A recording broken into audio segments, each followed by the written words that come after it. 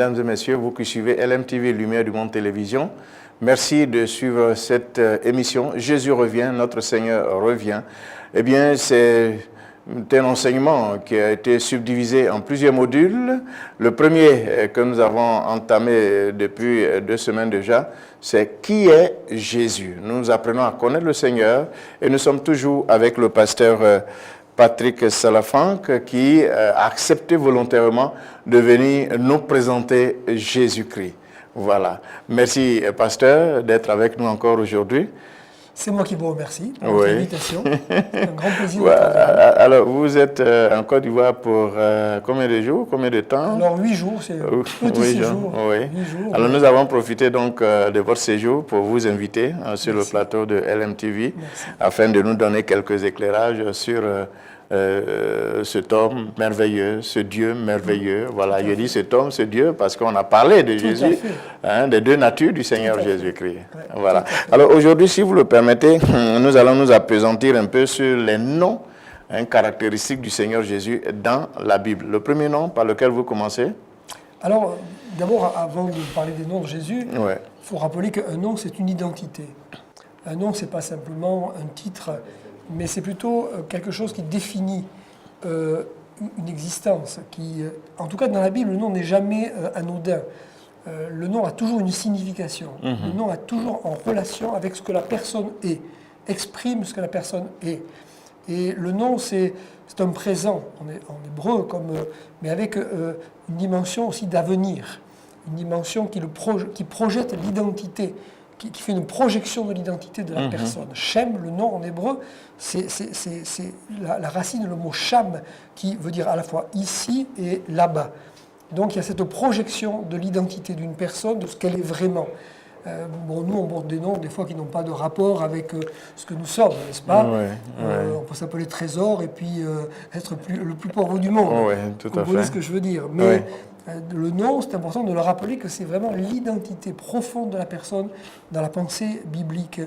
Et bien sûr, concernant Jésus, c'est la vérité. Alors pour Jésus, il y a une multitude de noms. Alors, avant de revenir au Seigneur, est-ce qu'il est important donc pour les chrétiens aujourd'hui de ne pas donner n'importe quel nom quand même à leurs enfants? Ah oui, je suis bien d'accord avec vous. Que parfois, je trouve un petit peu bizarre certains noms qui sont donnés. Le nom devrait être toujours une source de réflexion avant de donner un nom à un enfant, parce qu'il va le porter toute sa vie. Et puis il va définir quelque chose. Il va orienter d'une certaine manière ce nom, vous voyez. Maintenant, je vois en Europe, on donne des noms de voitures, on donne des noms de fleurs, je ne sais pas. De forêts. Oui, des choses un peu bizarres. D'un cours d'eau. Je ne veux pas apporter de jugement. Mais, oui, bien sûr. Mais quand même, je trouve que c'est très sérieux. Pour ma part, j'ai 2 enfants. J'ai vraiment prié avant de donner un nom à ces enfants. Et il porte quel nom? Alors, ma fille s'appelle Anne. Anne qui veut dire grâce. Grâce qui est un nom biblique, un prénom biblique. Anne, c'est Hanan en hébreu. Hanan, c'est la grâce, c'est la faveur. Et puis notre fils s'appelle Nicolas. Nicolas qui est un des prosélytes, un des jeunes serviteurs qui servait aux tables et dont le nom veut dire victorieux du peuple. Donc c'est des noms qui ont du sens et qui, voilà, moi-même je m'appelle Patrick et Patrick c'est un nom qui veut dire, qui vient de la racine pater, père. Père. Et en tant que pasteur, je suis heureux des fois de paterner un peu des gens, d'aider des gens, voilà, dans la vie chrétienne. Ça a du sens, le nom ça a du sens. Alors revenons donc au Seigneur Jésus. Donc on parlait des noms qui caractérisent notre Seigneur à tous. Bien sûr. Alors le premier nom, le grand nom, qui est vraiment le premier nom qui apparaît, c'est d'ailleurs le nom que donne l'ange. Ce n'est pas un nom qu'on a choisi au hasard, ce n'est pas Marie qui a regardé le calendrier, qui a dit « Voyons, quel jour on est aujourd'hui, je vais te donner ce nom ».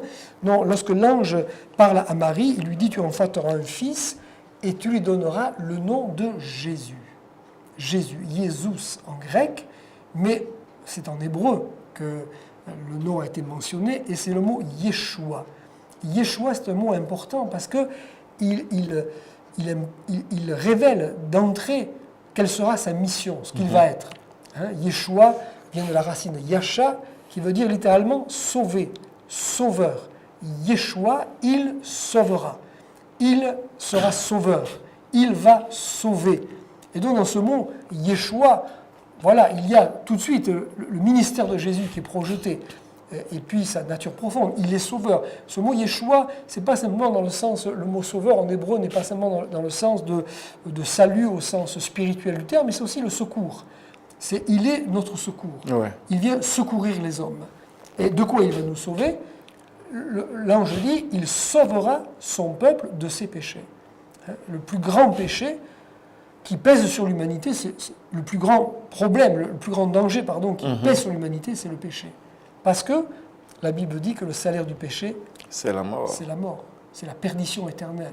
Mais le don, il faut dire l'autre partie du verset, mais le don gratuit de Dieu, c'est la vie éternelle en Jésus-Christ, notre Sauveur. Donc ce mot Yeshua, alors Yeshua c'est un nom prophétique parce qu'il est très présent dans l'Ancien Testament.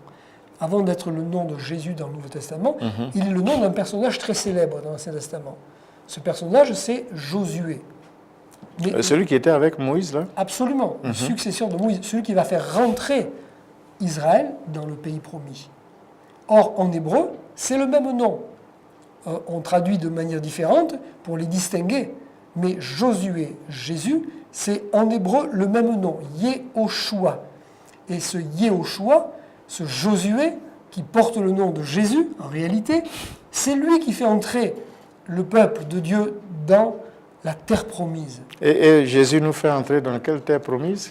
La terre promise de la parole, d'abord. Oui. Dans le terrain des promesses de Dieu. La Bible est une terre promise pour nous, les enfants de Dieu, parce qu'elle contient toutes les promesses de Dieu. Elle contient toutes les bénédictions que Dieu veut nous donner. Et la terre promise, c'est d'abord un lieu de bénédiction pour Israël. C'est un lieu de sécurité. C'est un lieu où Israël va prospérer, va vivre, va s'enraciner. Et pour nous, cette terre, c'est d'abord une terre biblique. C'est la parole. La parole qui contient toutes les promesses de Dieu. Et Jésus nous fait rentrer dans cette dimension des promesses de Dieu. Il nous fait rentrer dans cette bénédiction. Extraordinaire, extraordinaire. Alors, est-ce qu'il y a un deuxième nom? Je crains que nous n'ayons pas le temps nécessaire pour entrer en profondeur en ce qui concerne l'explication de chaque nom caractéristique du Seigneur. Alors, le deuxième nom qui vous vient à l'esprit? Alors, bien sûr, le deuxième nom qui est lié au mot Jésus, c'est Christ. Jésus-Christ, Christos en grec, et Mashiach en hébreu. Mashiach, c'est deuxième chose qui caractérise la personne du Seigneur Jésus. Mashiach, c'est celui qui est oint. Ça vient de la racine machar, qui veut dire oint, frotter. Machar, c'est de l'hébreu toujours. C'est de l'hébreu. Ouais. Machar. Christos, c'est du grec. Mashiach, c'est de l'hébreu. Et Machar, c'est celui qui est oint. Et il est Jésus-Christ. Il est Yeshua Mashiach. Yeshua Hamashiach, Jésus le oint, celui qui a reçu l'onction. Et l'onction, dans l'Ancien Testament, le Mashiach désignait trois personnes distinctes.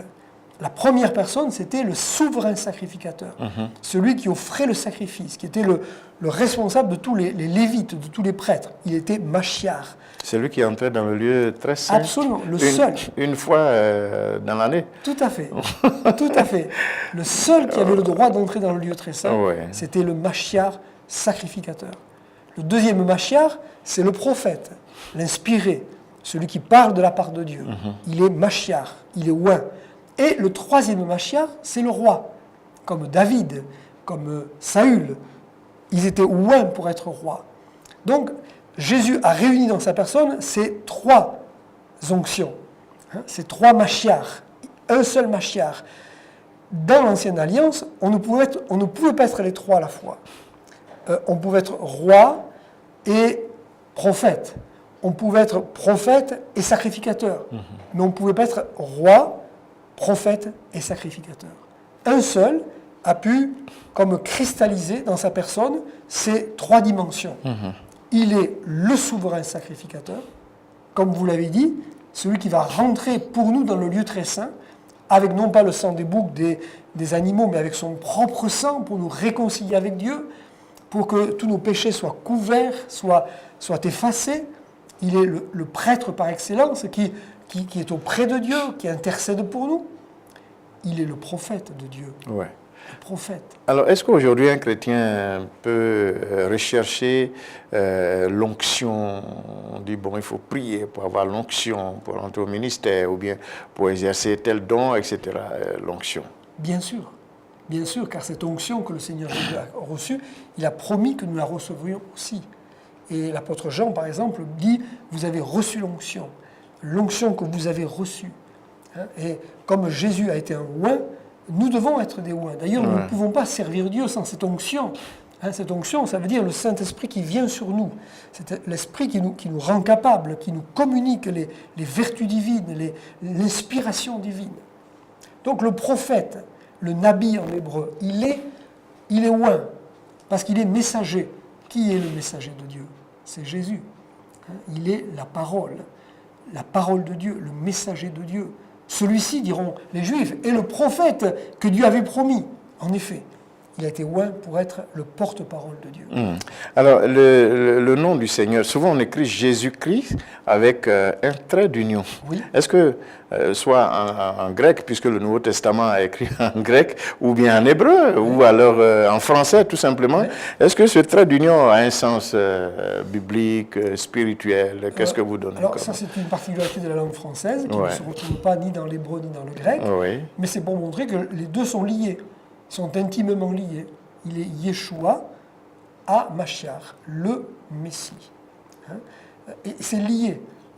L'un ne va pas sans l'autre. C'est parce qu'il est oint qu'il est sauveur, et c'est parce qu'il est le sauveur qu'il est oint. Donc, le trait d'union souligne cette relation très étroite. D'accord. Un autre nom du Seigneur Jésus? Alors bon, il y en a beaucoup, mais un qui me vient à l'esprit, bien sûr, c'est le mot Seigneur. Il est Seigneur. Il est Adonai. Avec un S majuscule. Avec un S majuscule. Adonai, notre Seigneur. Adon, Seigneur. Adonai, notre Seigneur. Et ce mot Seigneur implique la majesté de Jésus. C'est celui qui est au-dessus. Et c'est intéressant parce qu'il y a ce paradoxe dans l'Écriture, il est aussi appelé serviteur.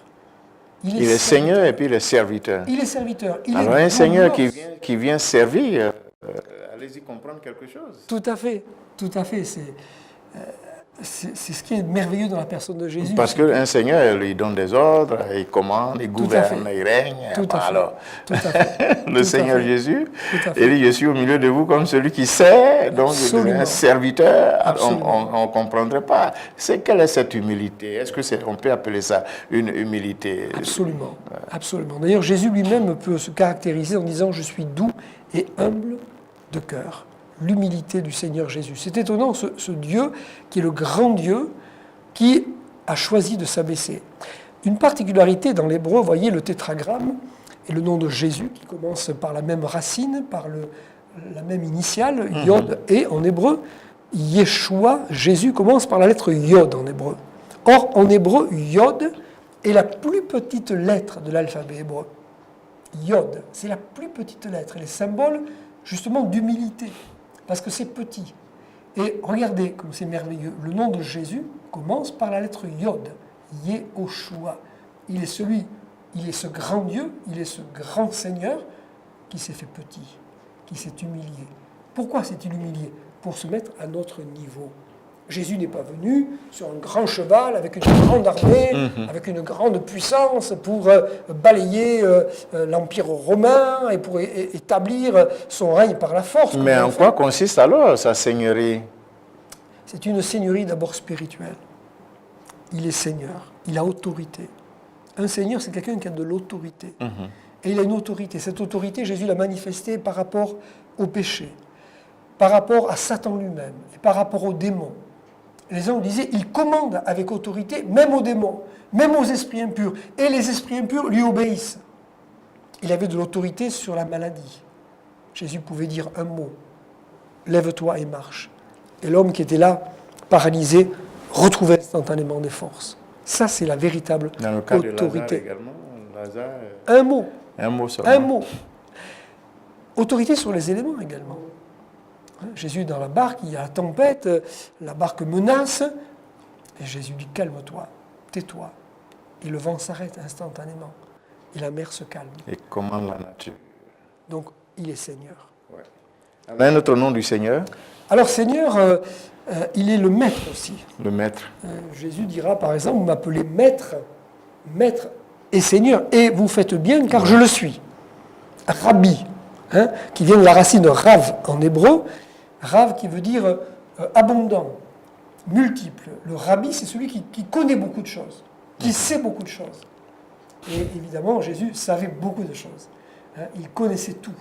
Il connaissait le cœur de l'homme. Il connaissait les réalités de la vie terrestre. Et c'est pourquoi il a dévoilé la vie secrète de cette femme-là, la femme samaritaine. Tout à fait. Tout à fait. Cette femme a été bouleversée lorsque Jésus lui a dit « Mais va chercher ton mari. » Mais je n'ai pas de mari. Tu as raison de dire que tu n'as pas de mari, car tu as eu 5 maris, et celui qui est avec toi aujourd'hui n'est pas ton mari. Jésus connaissait la vie des hommes. Mais la connaissance de Jésus est bien supérieure simplement au fait de connaître le cœur de l'homme. Il connaît les principes de la vie. Et quand il enseigne, par exemple, le sermon sur la montagne, il enseigne des principes de vie qui vont bénir les hommes, qui vont les libérer d'eux-mêmes, qui vont les libérer de l'égoïsme, de l'orgueil, de la jalousie. Il connaît les principes de la vie. Il connaît comment la vie fonctionne. Pas simplement la vie physique, mais la vie morale, la vie spirituelle, la vie affective. C'est pourquoi, en toute chose, pour le chrétien, en tout cas pour le croyant, il faut se référer au Seigneur Jésus, puisqu'il connaît notre avenir, il connaît notre lendemain immédiat. Donc, en le priant, il faut le solliciter, lui demander de nous guider, de nous conduire. Tout à fait. Et c'est ce qui a inspiré aussi les écrivains de l'Ancien Testament. Tout à fait. Ouais. Tout à fait. Tout à fait.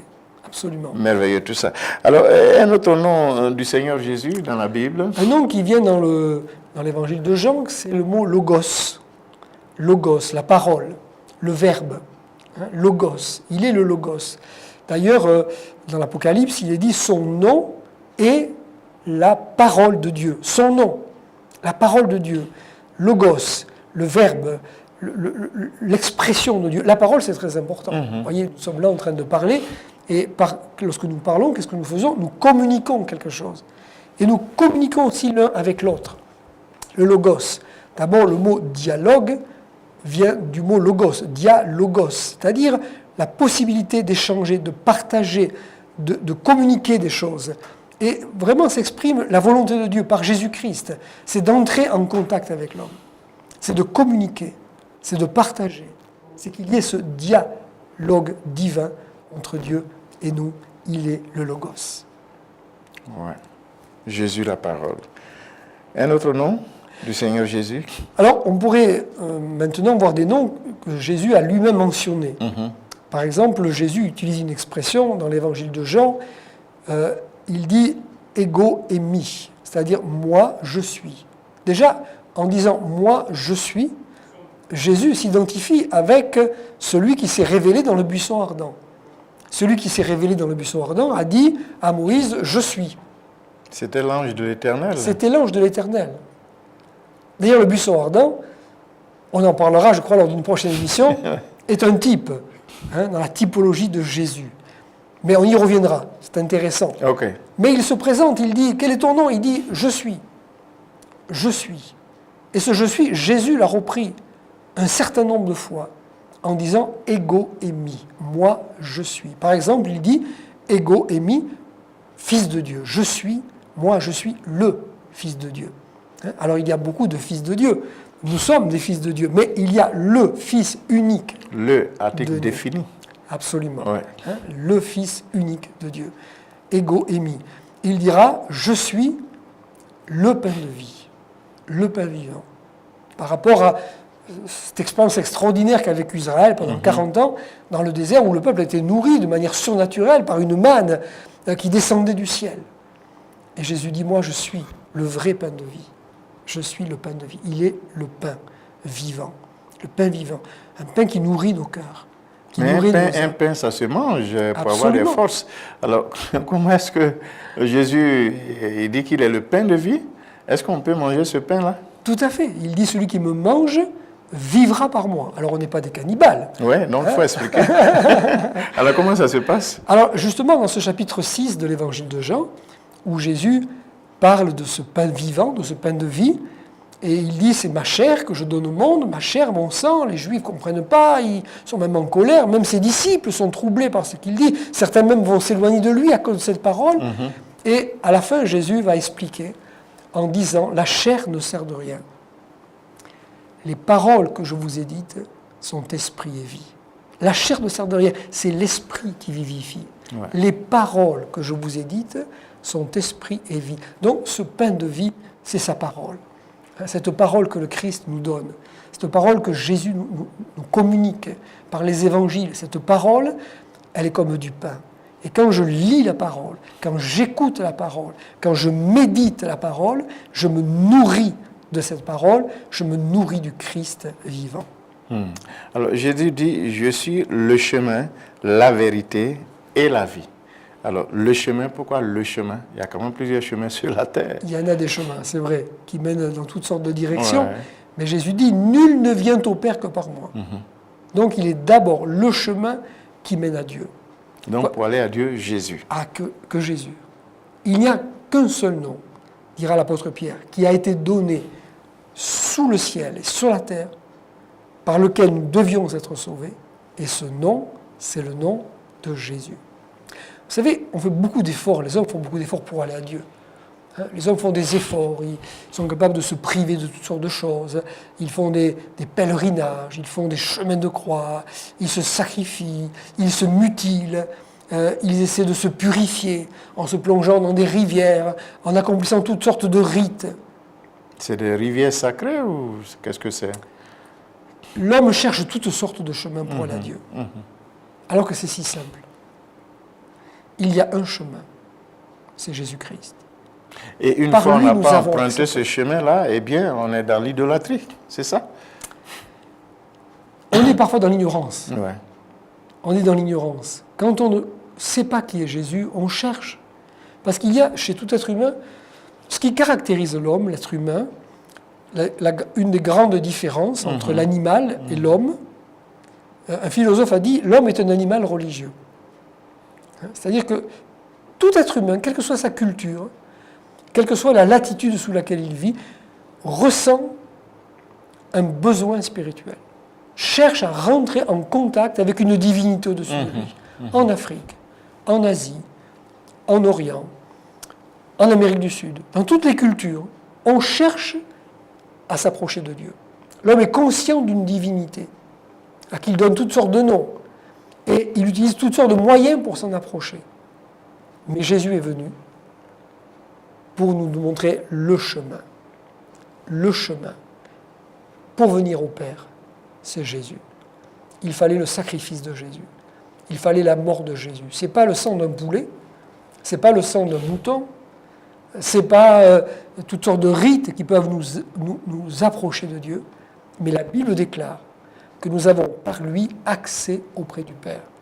La Bible déclare que nous avons les uns et les autres accès au sanctuaire, que nous pouvons entrer dans le sanctuaire, dans le lieu très saint, c'est-à-dire dans la présence même de Dieu, par le sacrifice de Jésus, par le sang de Jésus. Voilà en quoi il est le chemin. Ouais. Et la vérité? Alors la vérité, c'est une notion assez complexe, la vérité. Il y a une notion sémitique et une notion plutôt grecque de la vérité. La notion sémitique de la vérité, la notion juive de la vérité, émet en hébreu la vérité, c'est ce qui est à la fois solide et stable. Solide et stable. Solide dans le sens que je peux m'appuyer dessus. C'est du costaud. Ça ne va pas s'écrouler, ça ne va pas s'écraser. Et aussi stable parce que ce qui est là, aujourd'hui, sera là encore demain et après-demain. Vous voyez les mots de passe. La science, par exemple, c'est merveilleux la science, on en bénéficie, mais ce qui était vrai hier n'est pas forcément vrai aujourd'hui.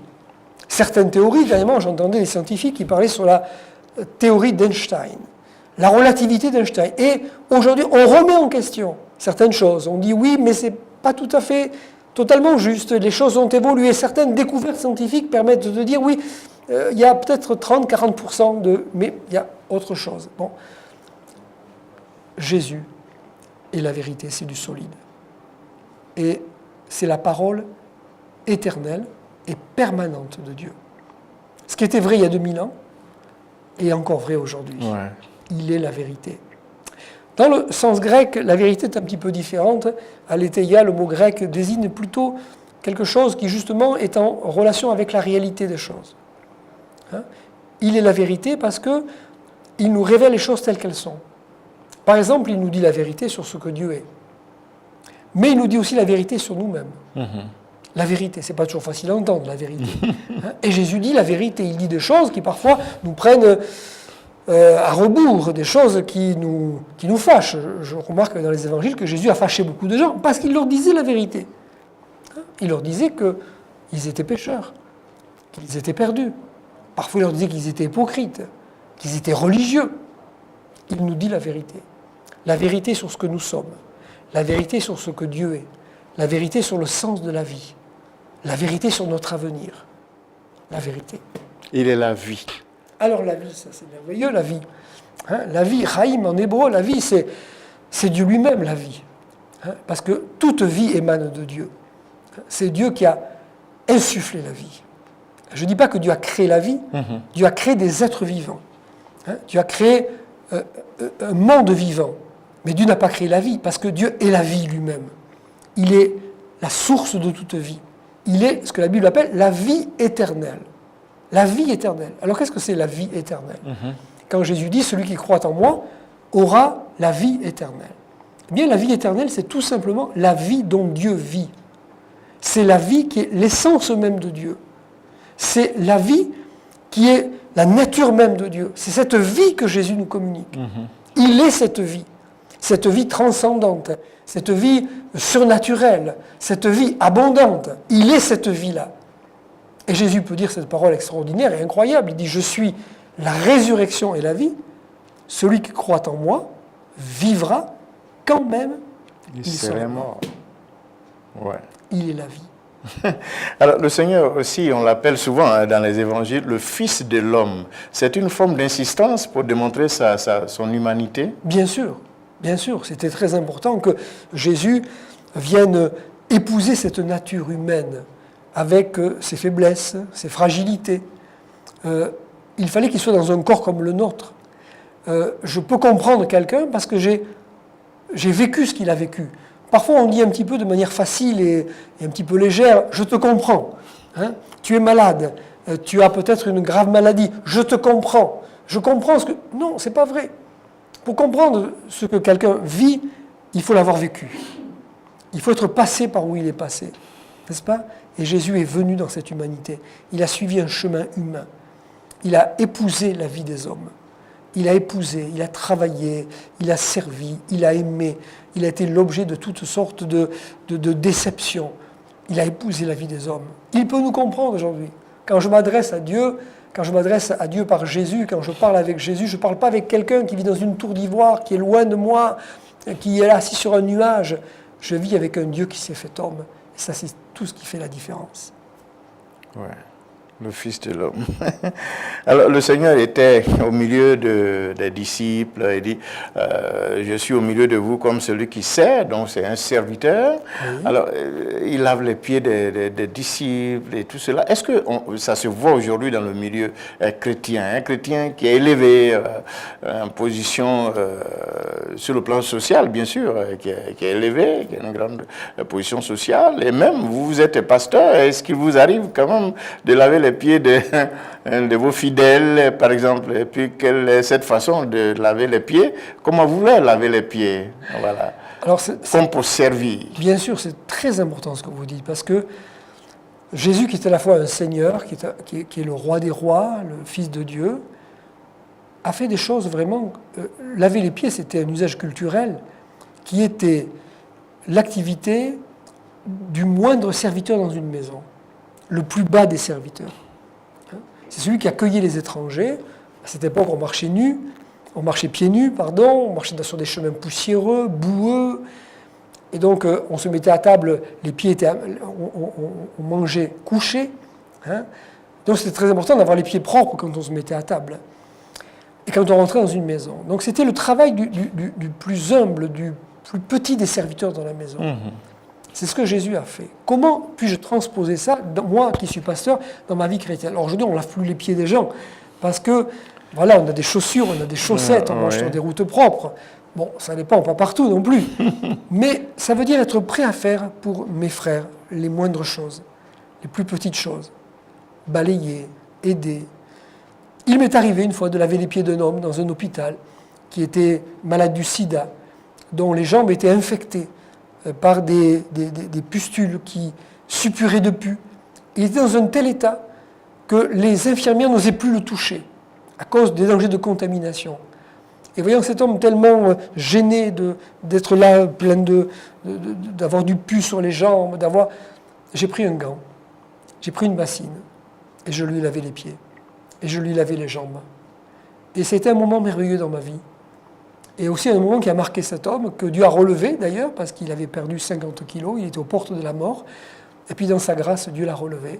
Il a été guéri ? Il a été guéri, il est toujours vivant. Je parle d'une expérience qui s'est passée il y a 20 ans en arrière. Il est toujours vivant et il a rendu témoignage à des centaines, à des milliers de gens de sa guérison. Mais c'est ça, laver les pieds, c'est être prêt à être des serviteurs.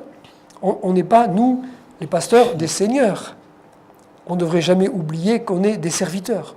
Je peux vous raconter une petite expérience. Oui, allez-y. Voilà, moi dans mon église, je suis pasteur d'une grande église moyenne, disons en France, il y a à peu près 600-700 personnes, donc une église avec 54 activités organisées, une trentaine de prédicateurs, beaucoup de gens qui servent dans l'église, mais je suis le premier serviteur. Et régulièrement, quand l'église quand il y a des choses qui traînent, moi je prends le balai. Vous voyez, je prends le balai puis je balaye. Et puis, vous, en tant que pasteur, je prends le balai. Vous le faites régulièrement. Et un jour, nous avons une zone d'activité qui s'appelle Sophia Antipolis, qui est une zone de recherche. Il y avait un couple de Colombiens, de jeunes Colombiens. La dame venait de finir un doctorat en informatique. Le mari était lui aussi en train de finir un diplôme en informatique. Ils cherchaient une église sur la Côte d'Azur. Et alors, ils ont regardé des adresses. Et ils ont fait un petit peu le tour des églises.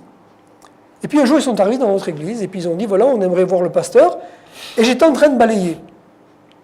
Et quelqu'un a dit, mais voilà, le pasteur, c'est le monsieur qui balaye, là. Et ils ont dit, waouh, un pasteur qui balaye. Ils ont dit, ça doit être une bonne église. Et ils sont devenus membres de notre église, et ils se sont ensuite investis, ils ont servi le Seigneur dans notre église.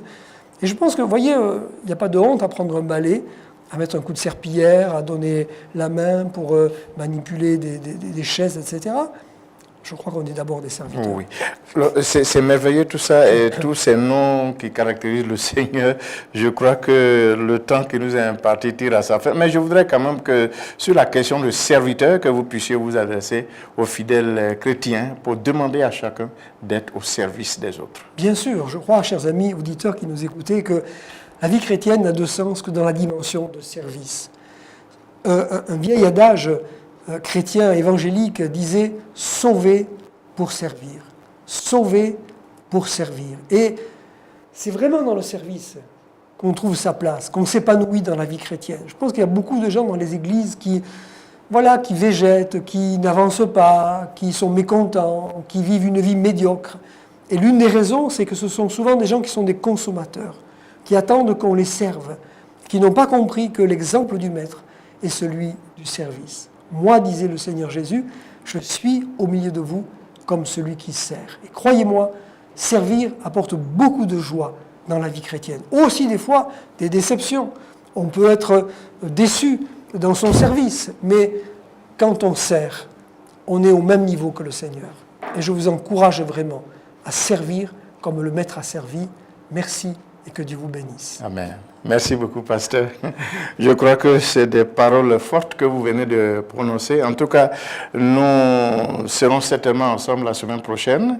Merci pour ces enseignements sur les noms caractéristiques du Seigneur Jésus, les noms que nous voyons souvent dans la Bible. On ne comprend pas toujours le sens profond de ces noms-là. Eh bien, aujourd'hui, nous avons été quelque peu éclairés. Je dis quelque peu parce qu'on n'a pas vu tous les noms. Bien voilà, sûr. Voilà.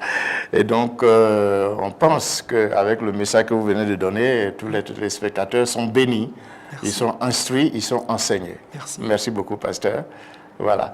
Mesdames et messieurs, le temps qui nous est imparti pour aujourd'hui s'achève. Nous nous retrouvons la semaine prochaine, certainement avec le même invité qui nous parlera certainement des différents types de Christ dans la Bible. À très bientôt, suivez LMTV. Shalom.